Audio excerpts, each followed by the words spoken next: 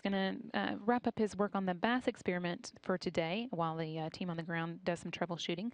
So now we're going to head to Marshall Space Flight Center in Huntsville, Alabama, where Lori Meggs is standing by to find out more about solving a fundamental astrophysics mystery.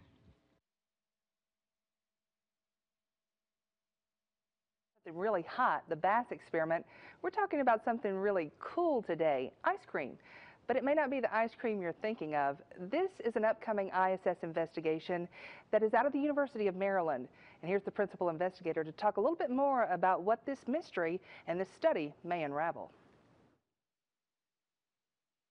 We call this experiment ice cream. We spell it as ISS cream and pronounce it as ice cream.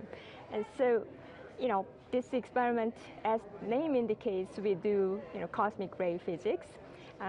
Cosmic rays, you know what they are, right? These are the energetic particles from outer space. They are bombarding on us.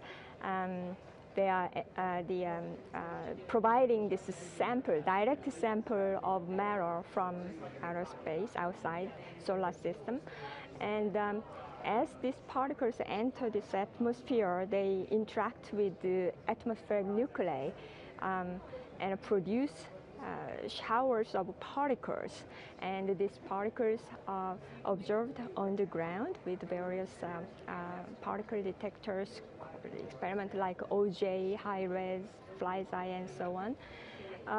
This technique has great advantage of very large collecting power, but the limitation is that you cannot tell what initiated these showers at the top of the atmosphere. So by flying our instrument in space, we can measure these particles before they interact with the atmosphere. So directly measuring these cosmic rays, what we call primary cosmic rays. And the ground-based measurements have already shown these particles can have energies as high as 10 to the 20 electron volt. This is humongous energy. This is beyond and above any energy that can be generated with man-made accelerators.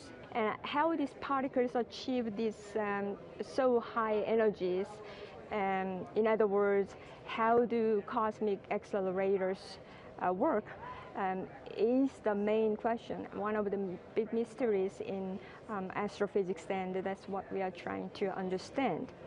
Why is ISS now an easy progression from the balloons and an ideal place to conduct this research? Yeah, that's a good question, because cosmic ray flux decreases so rapidly as energy increases. The higher the energy you want to measure, the detector has to be larger and longer exposure time is needed. And this space station provides nearly ideal platform for this very high energy cosmic ray monitoring. So every day on station will reduce our statistical uncertainties and extend our measurements to higher energies than previously possible. Ice cream data will be much superior to any existing data at these high energies. And so let's talk about, you're from the University of Maryland, you've gotten this research to NASA. Tell us about your student involvement and how you guys really got this going with NASA. Students are involved in all aspects of our mission, from the development of instrument, the assembly, testing, integration, taking data up, analysis, as well as flight operation. CREAM, as a balloon experiment, which was, by the way, flown in Antarctica 6 times, produced more than 10 PhD degrees by now. And at the moment, in my lab at Maryland, I have about 15 students. CREAM provides really valuable hands-on training and experience to both graduate and undergraduate students. Beyond and above this, what can be offered from the classrooms or textbooks. Well, I'm an astrophysicist now, and now I think I need some ice cream. But the cream study will be held over the next 3 years. So if you want to find out more about that, there will be a story coming out next week on nasa.gov/station. You can check that out. In the meantime, let's take a live look into the Payload Operations Integration Control Center. As you've mentioned this morning, they have been working on the BAS experiment, working with the crew members to get that conducted. That is what they do there in that room.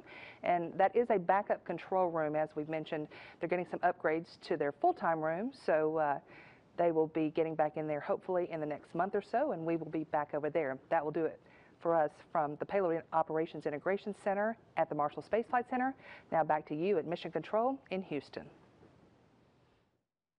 Thanks so much, Lori.